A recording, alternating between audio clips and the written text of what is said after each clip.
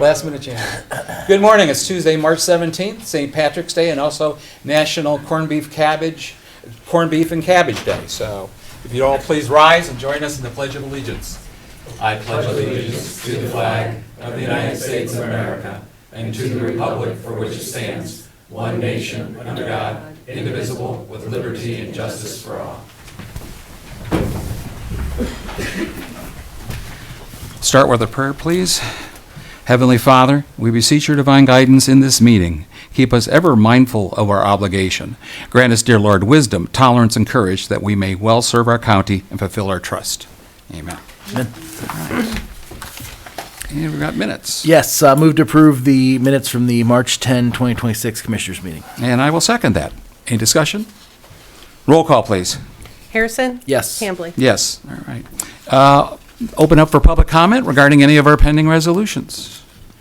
Anyone? All right. Well, then we'll go ahead and move forward. First, we have from the County Engineer's Office, Dan Becker. Good morning. Morning. Welcome to winter. Yeah. Welcome back. Yeah, I guess welcome back. I've got two resolutions for your consideration. The first is authorizing the Medina County Engineer to purchase a new model year pickup truck. And the second is granting a variance to the Medina County Engineering Code for the Hillsong Subdivision Phase 2.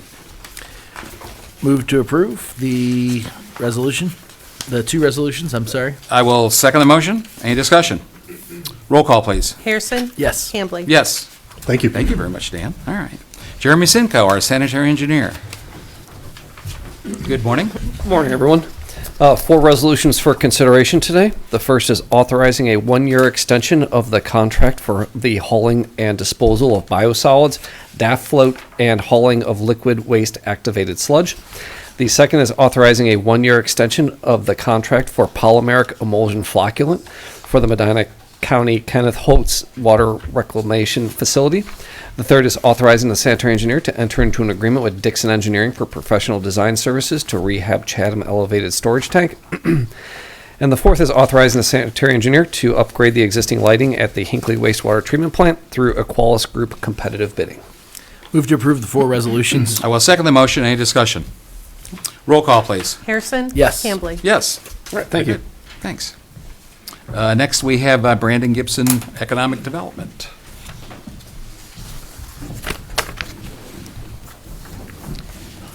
Good morning. Good morning, Commissioners. Happy St. Patrick's Day to everybody. Three resolutions today. The first being approving the Community Reinvestment Area Agreement for Cobblestone Crossings LLC WSSA, approving the Community Reinvestment Area Agreement for Cobblestone Crossings LLC Cobblestone Crossings Multifamily, and then the third one was approving minutes and recommendation from the Housing Council and Tax Incentive Review Council representing Montville Township regarding the termination of the Southtown Center LLC CRA agreement. Now that I see that there are two commissioners here, and I believe one of the commissioners has to abstain from voting on these two CRAs, we would ask that you would table those resolutions until next week. So which one are you able to vote on? So we had him as 1, 2, and 3. Correct. One was the removal, which is the one he read as third. Okay. Are you wanting action on that one today? We'll also ask to table that resolution as well. So actually, all three are being tabled? Correct. At this point? So- all right. So what, you don't need Well, we anything won't from take any us. action. We won't Okay. take any action to table All it right. if you just present it next week. Correct. Okay. So at this point, is this, I know this was last minute, it was originally on the agenda and published, so at this Yes. point, we'll just go ahead and move it to next week's Yep. agenda then. Yes. And I think Katie's here in the room too, so maybe you could just give her the update after For sure. you walk out. Great. Awesome. Okay, Thanks, super. Commissioners. Okay, all right, Thank you. these will be action items for next week then? Yep. All right, sounds good. All right, next, Holly Murin, Human Resources Manager, or Director, excuse me. Good morning. Good morning. On our personnel changes resolution today, we have one new hire in transit, 8 rate increases, 4 in sanitary, 1 in building, 2 at job and family services, and 1 at senior and adult services, 2 promotions, 1 in sanitary and 1 in maintenance, 1 transfer within agency at sanitary, 2 return from leaves at job and family services, and 1 probationary removal at sanitary. Move to approve? Second the motion, any discussion? Roll call, please. Harrison? Yes. Hambley? Yes. Thank you. Very good, thanks. Next, Matt Springer, County Administrator. I guess you're going to do the finance? Yeah, I'll do a couple. Sure. 3 for the finance department. Okay. The first one is authorizing the purchase of 7,000 gallons of regular unleaded fuel at the engineering center. Ports Petroleum was a low bid. Second is allowing expenses of county officials. There's nothing out of state. And then third is the weekly approval of bills, $1,744,272.72. Move to approve the three resolutions. Second the motion. Any discussion? I think the price for the fuel, $2.29, so we haven't been impacted yet by the rising prices as much, so that's good. I guess we'll see. Roll call, please. Harrison? Yes. Hambley? Yes. Thank you. Next. And then just one resolution for myself, and that's authorizing the county administrator to negotiate electric rates for the Medina County Facility Aggregation Program. This is separate from the community aggregation. We're receiving quotes as of this morning, and then I would prepare another resolution to take back to you next week for final execution. Move to approve. Second the motion. Any discussion? Roll call, please. Harrison? Yes. Hambley? Yes. Thank you. All right. All right.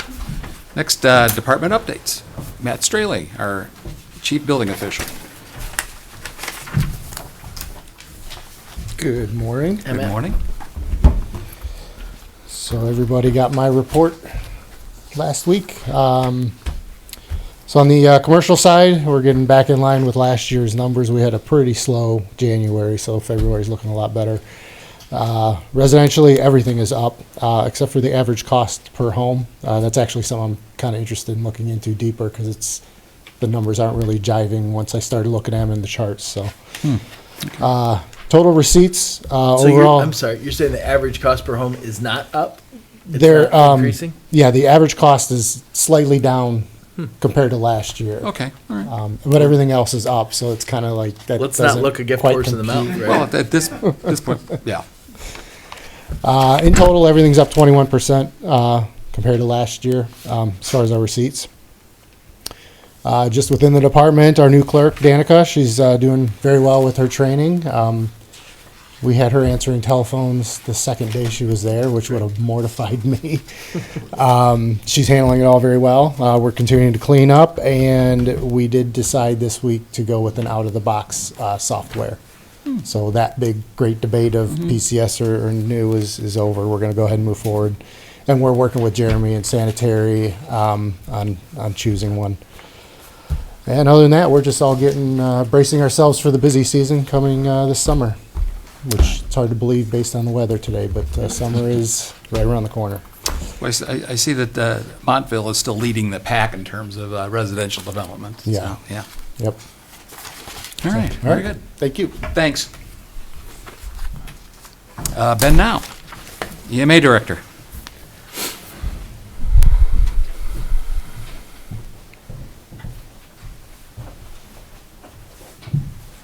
Morning. Good Hi, Ben. morning. Thank you. Thank you.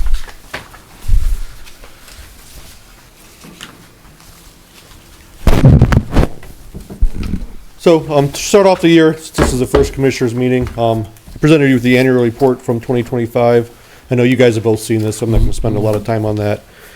But just a total for the incidents for last year, for 2025, we were involved in 79 different incidents, 37 fire investigations, 13 hazmat, 11 that we consider other EMA. That's things like the CART team, mobile command, all those other things. 5 rope responses, 6 flaps, 6 mobile command, 4 CERT, 2 CART team responses, 3 water rescues, and 1 fire chief's box. So this is available on our website if anybody wants to see it. There's also a map of where all the incidents were at in the county. It's pretty spread fairly evenly across the county. I believe every jurisdiction had at least something. So the quarterly And there's a report. link to that incident map too. Is that on your But, website? so that's as the well? spill. It's 2 different things. Oh, okay, Yeah. okay. So the incident map is actually within the annual report. That open Yeah. that up and look at it. So they report. So this is so far this year since the last commissioners meeting. Some upcoming training this year. We have EMA 101 training that's coming up on April 8th. That's for the fire departments, fire officers, fire chiefs, and kind of some stuff that they would be involved with EMA With this, gonna be 2 hours, just kind of going over things like damage assessment, sheltering, public notification, those types of things that we would be involved in, so they're familiar with them. Skywarn trainings on April 9th. That is at Brunswick Fire Department at 6 p.m. That's open to the public if anybody wants to attend that. That's the National Weather Service talking about storm spotter training. They talk a lot about weather, how to read the radar, all that type of stuff. Then ICS 300 and 400 class coming up. And all the trainings are available on our website now at medinacountyema.org/events. So that'll be some stuff's open to the public, some stuff is just for public safety. Some of the projects we're working on, we did just completely revise the damage assessment process and how we're collecting that data. So part of that was the county's new GIS initiative, I guess you'd call it. So we sat through those meetings. We're now being brought in under the county's account. So that gave us a lot of other capabilities that we didn't have previously. So we kind of rebuilt what those surveys and stuff look like, using some of that stuff that's provided by Esri now. The spill dashboard, which you mentioned, that's available on our website, so you can see all the spills that have been reported to the LAPC under the services tab on our website. And we're starting to work on the LAPC exercise for this year. That'll be probably in August in Medina City, and it'll be a rail incident. It'll be a full-scale railroad incident this year. So incidents since the last meeting, 26 since December 17th. So year to date, we're at 22, which is compared to 10 at this time last year. So we're kind of started off with a bang this year.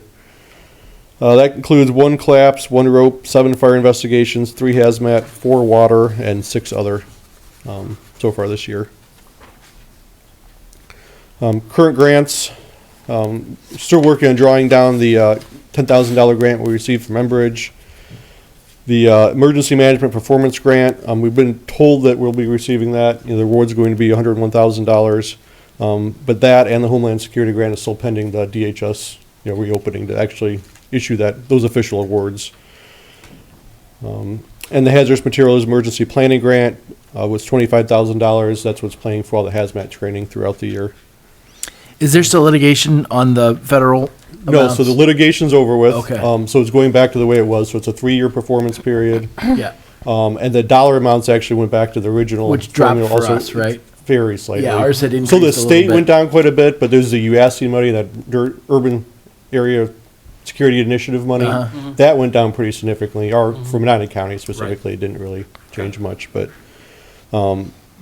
they're still waiting on the awards to actually get signed by DHS to issue the money. So it's on its way. But I'm so kind now of we know confident the it's amount. coming. They even figured out the amounts, and they sent us Good. an official email what our amount's going to be. They just don't have the official signed award yet. So until they resolve their budgetary issue. They were just waiting, Congress, but- okay. But since it's back to the 3-year performance period, it's really not a Okay. big deal. We have 3 years to spend the money. Good. Okay, all right. And then this week is Ohio Severe Weather Awareness Week. It's a good week So, for it. yeah, it's supposed to be on, the spring weather, tornadoes, that type of stuff, not snow, but I guess today it's snow. So, Have some high winds. But like- so Tuesday's topic is receiving alerts. So just remember, have a weather radio, that'll receive their alerts directly from the National Weather Service. An alert wake you up in the middle of the night. Wireless emergency alerts, make sure those are turned on your cell phone. So I know people don't like getting the Amber Alerts in the middle of the night and they just hit and turn them off, but you can actually turn the Amber Alerts off separately if you want. I get why you might not want Amber Alerts on, even though we'd say keep them all on, but you can keep the tornado warnings on with the Amber Alerts off if you want. And then Medina County Emergency Alerts, you can sign up for that on our website. So that's the alert sent out both by the National Weather Service to your phone and anything that we or any of the dispatch centers would send out. And then the statewide tornado drill will be tomorrow at 9:50 a.m. So all the tornado sirens in the county will be activated 9:50 a.m. Pending no severe weather. So the emails that you send out are that second to last thing. Those you can sign up for on the website. The local alerts and the NWS alerts you mentioned. Yeah, you go on our website for On it's the your easiest website. way to do it. Yeah, The because Medina County Emergency Alerts at the top of our website. I think those are the most impactful ones. When there's something coming, you usually send a heads up. You'll send updates over the weekend. Like I said, Emergency Weather Week or Weather Awareness Week. We've had updates for you probably 5 out of the last 6 days, it seems like, with between the high winds and the other things. So I think that's a great resource for people if you don't know about it directly through EMA. So people can sign up for those. It's great. I think it's worthwhile noting that we're one of 40 counties in the state that have obtained a storm-ready certification with the National Weather Service. And multiple requirements, and that we meet all those, and thanks to the work EMA and also our local communities to have that Yep. status and be able to have that certification. Yep. Great job. Great. Yep. Super, thanks. Stephen, Facilities Director. How are you? Good morning. Doing okay, and yourself? Good, good. What expensive thing do you have for us today? I'm just reporting on the expensive things today, I do believe. I don't think I have anything coming to you for approvals. Just a quick department update. Our maintenance department has done about 1,071 work orders this year so far.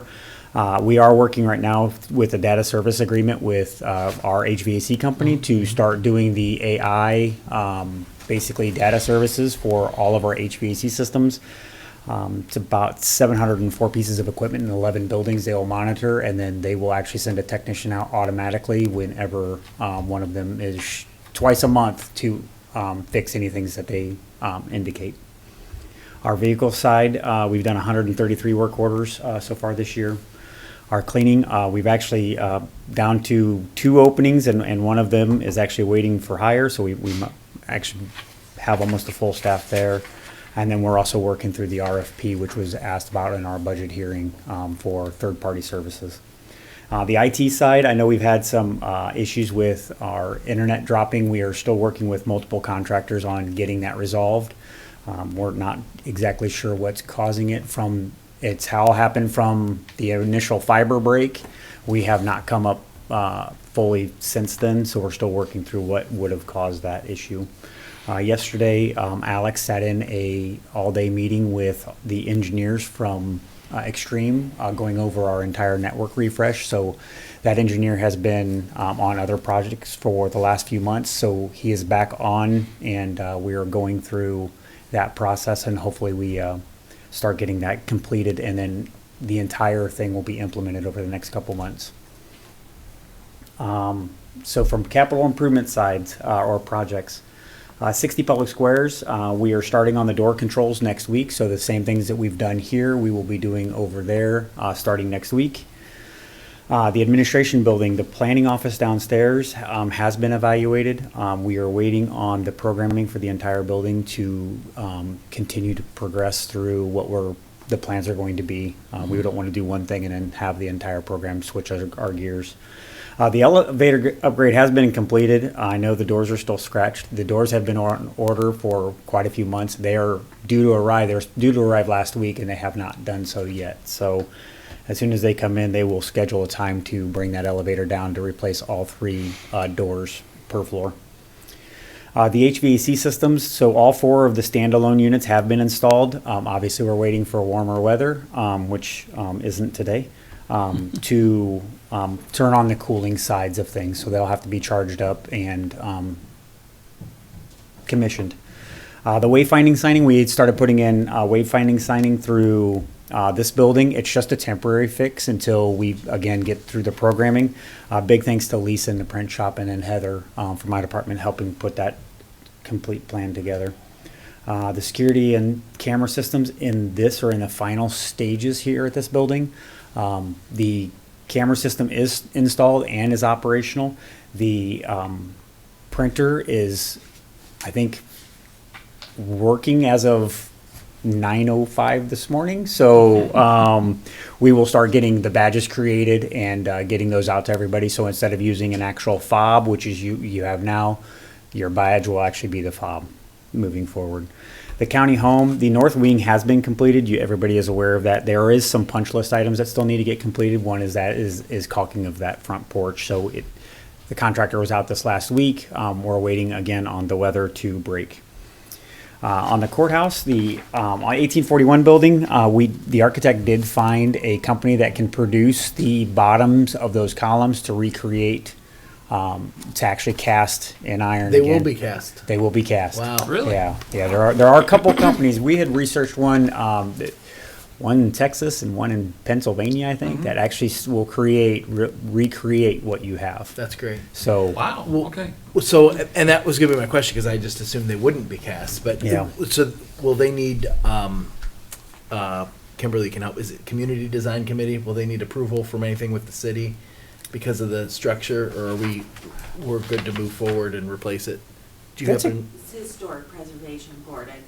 That's who it is, thank you, But yeah, Since it's basically replacing what yeah. deteriorated. And I mean, it's structural, so I just Yeah, was but curious. What would be? Just we thought before we go down that path, we wanna make sure we're, we will get the design and we Okay. can get it in front of the Okay. Historical Commission. Okay, I don't alright. see why it would Why be they a, would- yeah. If we we're literally going to we were re, substituting more modern materials. yeah, we're actually recreating what we Recreating have, what was yes. there. Right. I'd be hard. It sounds pressed like to that would be just argue. fine. I just assumed it was gonna have to be some Yeah. remade, More modern. yeah. I thought so uh, too, but we Yeah. have found a couple companies that do recreate. That's Wow, great. that's That's, I'm glad that's the way that we're Good. going with that. Good. The high-density shelving down in the law library of the 1969 building, we are going to disassemble and leave on site.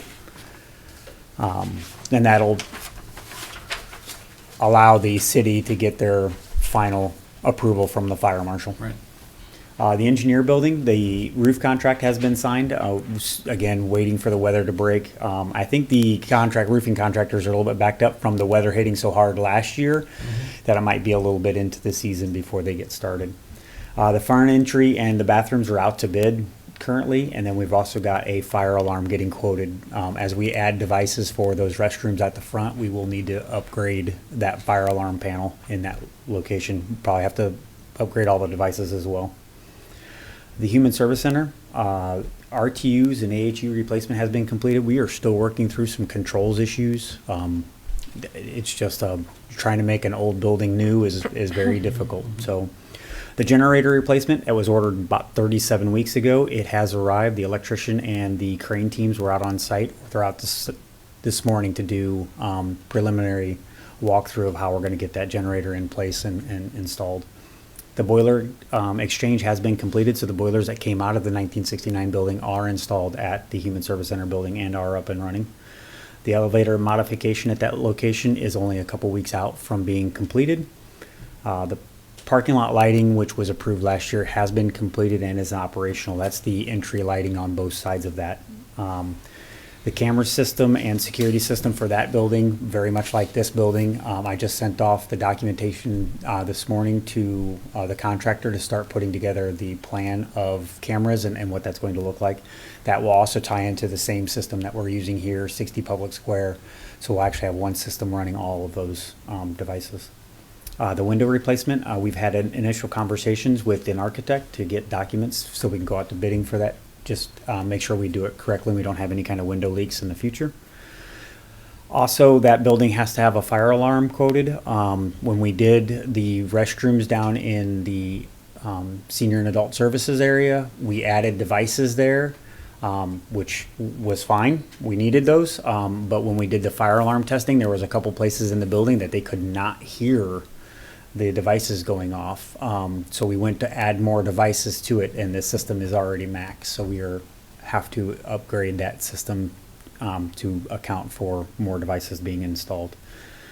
The Juvenile Detention Center, the roof replacement, we are waiting on the pricing to come back from the contractor. As soon as we get that pricing, we'll get it in front of you guys for approval. The jail locker room design, we have engaged with an architect for design concepts for the locker room area of that building. The men's locker room is about half the size as it should have probably been when it was designed. We have officers that are sharing lockers and their boots don't go in their locker, so we're looking at a complete redesign there.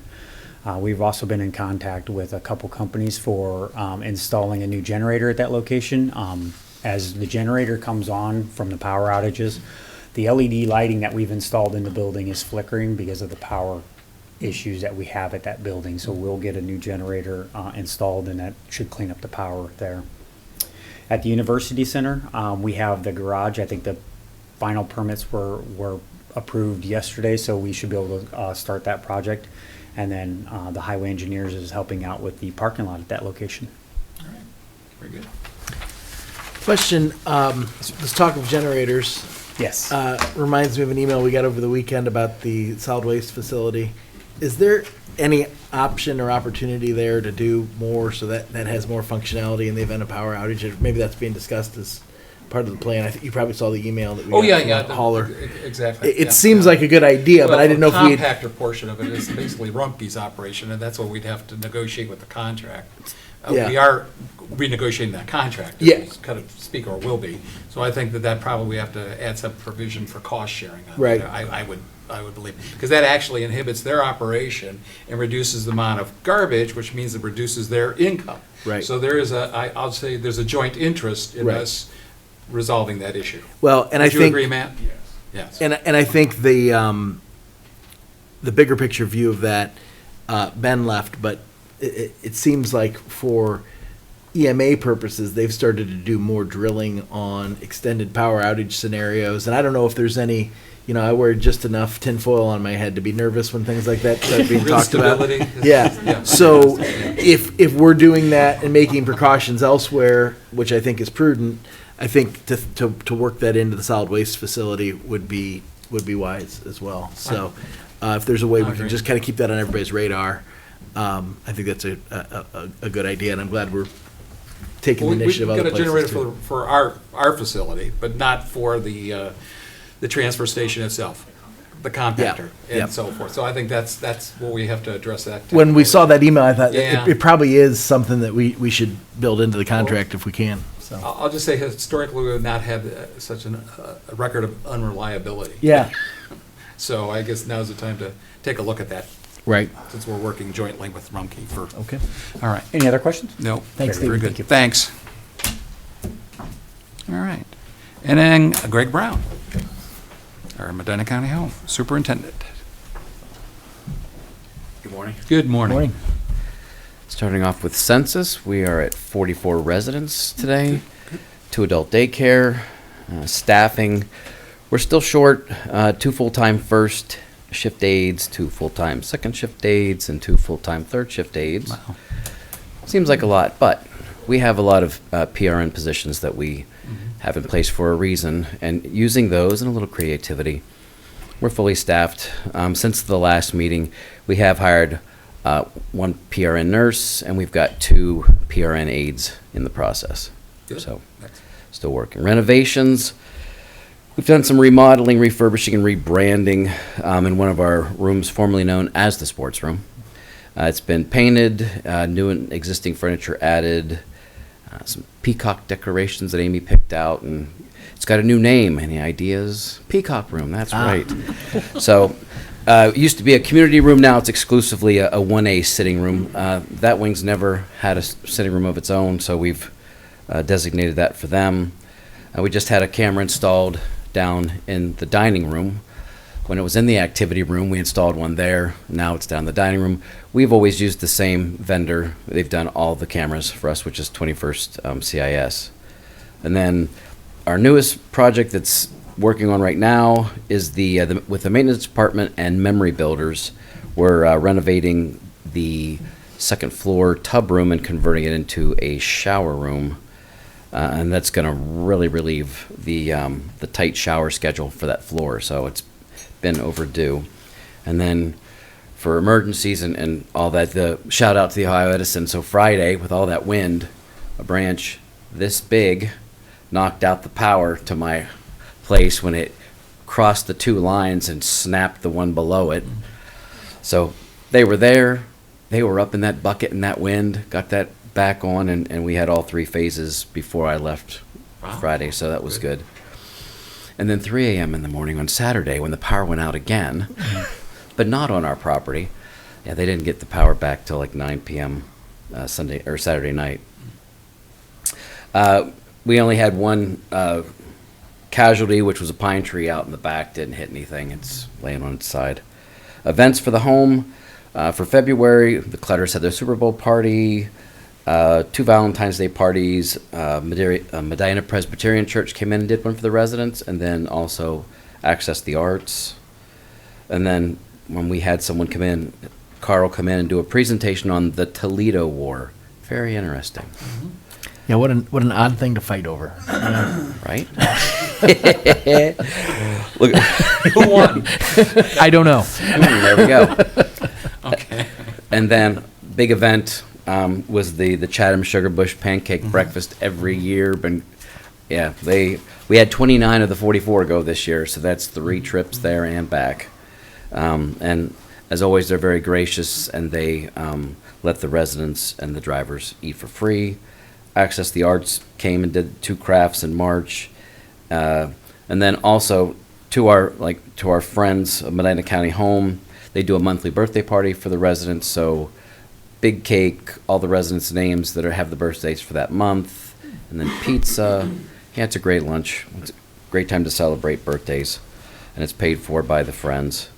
The Chippewa Chipmunks 4-H youth groups coming. They always host a bingo, bring the quarters, and then the big event.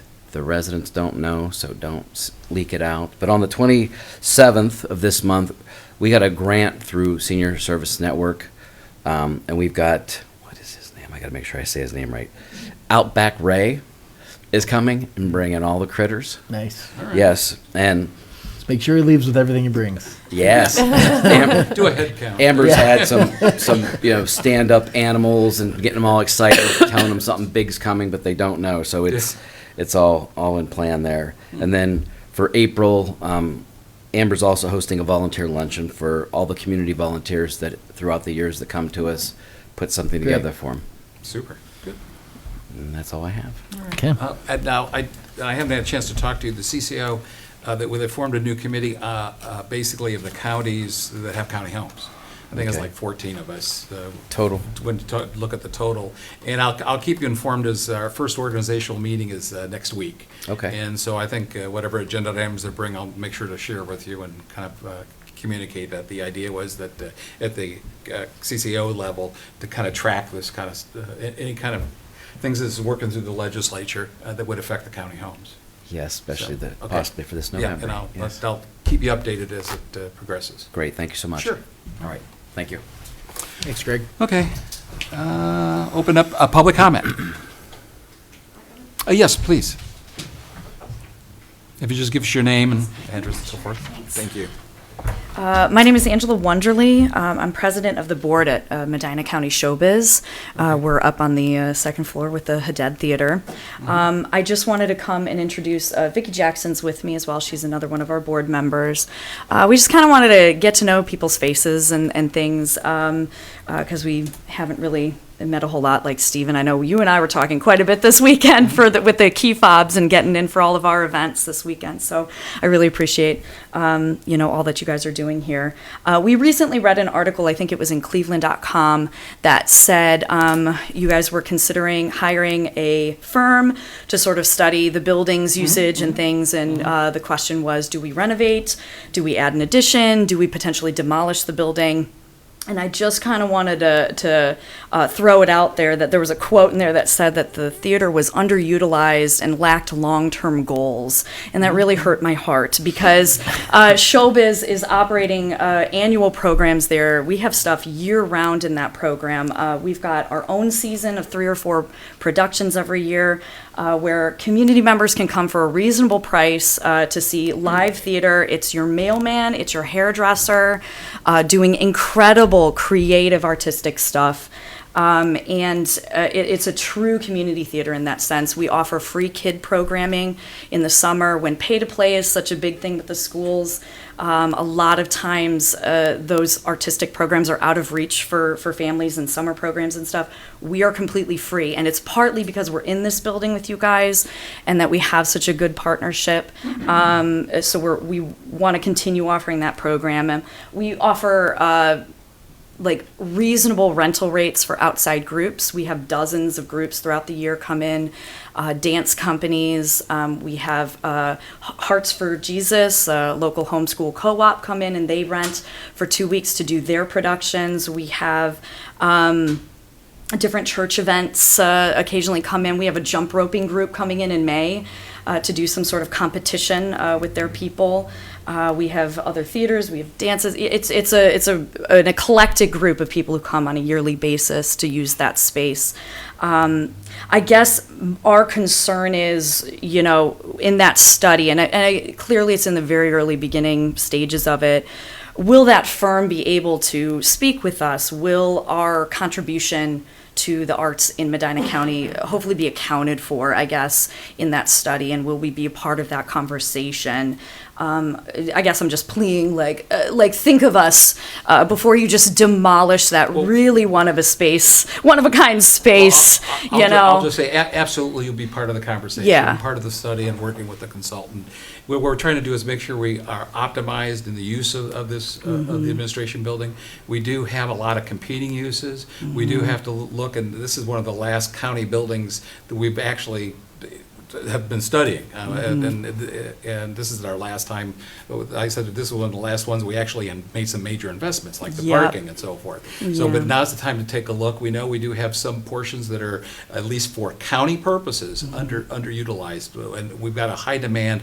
I know that we have some, when we look for meeting space, looking for meeting spaces is at premium during our business hours for public purposes. So, but we have to try to balance that, but you will be part of the Right. conversation. Perfect. We know that it's important for that. We also want to look as if there's anything in terms of remodeling that could be done doing with where I might call it conflicts with access, maybe a separate entrance, maybe a separate way to do this, that kind of keeps it a part of the complex, but not have to come in and through the, I'll just say, the business corridors or utilized primarily. So those are in terms of programming, an architect and the committee will be looking at, but we also have to meet the needs of the auditor's office, the treasurer's office, our planning, economic development, the commissioners. Recorder. All that, Yeah. the coroner, we as well as tax maps, and we have to look at that, and so that's why I think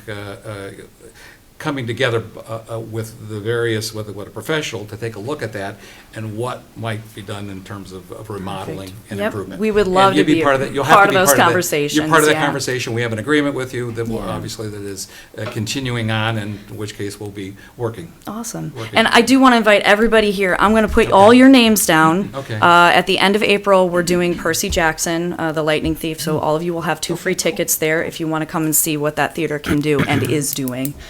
You're more than welcome to come. So, thank you very much. I good. appreciate Thank it. you very Thanks much. for your work. Anybody else? Oh, yes, Kimberly Marshall, City of Medina. Good morning, Commissioners. Morning. Kimberly Marshall with the City of Medina Economic Development. I know we had the resolutions tabled, but then I was just looking at my calendar and I was like, ooh, I'm going to be out of town next week at your next meeting. So I just wanted to mention for the CRA for WSSA and then the CRA for the multifamily, the City of Medina and Montville Township and the JED Board has met on all of that, and all of those parcels have been officially brought into the JED district. The City of Medina passed ordinances and Township passed resolutions, so that is all completed now. We had public hearings and everything, so I know that's a requirement of the CRA, so just to confirm that for you. And then on the third one, which was a project trying to remove the CRA, I think is what I'm hearing about this. From one specific parcel, or two, I think Two it's parcels. two specific Two For parcels. two Yep. specific Right. parcels, yeah. So the only thing I would want to say about that at this time is, like, we've never had this request before, so it's all very new and different. And my only concern is I just want to make sure that they are not trying to remove themselves from the JED. No, We do have the Right, city does yes. have a contract with the Right. township on that. And the way I'm reading the contract and understanding it is that the city and the township have to agree I think on that'd a be removal from. I think that would be a JED board decision. Yes. And, And- and that's not what's in front And of that's us. not what the Yes, applicants are okay. asking for. I Yeah. think they've been reminded that they still Okay. will remain within the JED. We're just reconfiguring the boundaries of the CRA. And as part of the JED participation, there's certain requirements that go with that they'll be expected to adhere to. So. Yeah, so we also, part of that, part of the whole financial incentive package is that they also have to file with RETA, and I don't think the two tenants have filed with RETA because they don't have the EIN numbers. So we're trying to get that form in front of either developer or the tenants to complete that requirement. So I wanted to make the commissioners aware of that as well. So For the layperson or the individual watching this, could you explain the implications of the JED on an individual? I mean, for the businesses, essentially their employees are paying So the businesses and their employees, so the businesses are paying a corporate income tax, Correct. and the employees are paying an income tax when that parcel is brought into the Joint Economic Development District. And it is all voluntary. We do not make anybody join, but if they want specific incentives, like the JED financial incentives or the CRA incentives, that are outlined for Montville Township, because there are post 94 CRA, then they have to join in order to get those incentives. So Now, how's that apply? How's that work for a multifamily development then? So in that case, the multifamily project are rental units, and so there was a lot of conversation that had to take place between the city and the township because we have what we call an expansion area, and so some of the cobblestone project are single-family homes, and the township was very clear that they did not want that to be in the JED, so those parcels will be removed. And then part of the agreement was that the rental properties would stay in JED, and those residents would be subject to the income tax. Right, and then the income tax is then basically distributed between the city and the township for use within that district, correct? So that, yes. Okay. The short For answer is improvements yes, within that but district. Okay. it's, All right. there's a little bit more to it Okay. because the income tax, 20% of it comes off the top and Right. goes into a maintenance fund. Then the remaining portion is split 50-50 between the city and the township. Okay, very good. Okay. All right, thank you. All right, thank you. Any other questions? All right. Nope. Thank you for explaining that. Sure, for us. I know it gets a little bit more complicated when you start talking about JEDs and so forth, and this is one of a few areas that's very active, and I guess for, obviously, public discussion, newspapers, as well as social media, it's good to have someone that has that level of information explaining publicly what that means. So, all right, thank you. Is there anybody else? Public comment? All right. Open up for a discussion. Matt, anything? Aaron? I have a NOACA update. Okay. Oh, I thought we got a permit I got to read. Yeah. Okay. Oh, yeah. Oh, wow. NOACA update first. We'll do the NOAC update first. That's fine. Medina County will be hosting the June NOACA meeting. So there'd been some discussion about that. I know Stan you've asked a couple times about it. At the moment, we're trying to coordinate with LMRE as an electric cooperative. It seems like a logical place to host it. So I'm hoping we'll be able to have it there. We got to confirm the dates. And there was some discussion around the June meeting of NOACA was scheduled for, I believe it was the 12th or something like that, but it needed to be moved back because there's a Greater Cleveland Partnership advocacy trip to Washington on the same date. So we moved it to June 27th, which is the date that the NOACA meeting will be hosted in Medina County. And obviously, as always, those meetings are open to the public. It's a little bit more convenient for folks to go when it's in Medina County. And as I noted at the meeting, when we changed the meeting date, we should expect that the whole contingent of our Cuyahoga County friends will meet us at LMRE because we scheduled it around their availability. So I'm hopeful that'll happen. I think I'm sure we generally do have quorum for board meetings. So I wouldn't expect that to be any different, but anytime you've got a group like that coming to Medina, I just want to make everybody aware of it and we'll have more information to follow. Yeah, So. obviously a great facility Yeah. for that, and they get to actually travel through much of Medina County to get to it. That's most of Medina County. Yeah. So, All yep, right. that's the plan. Super. That's all right. I've got.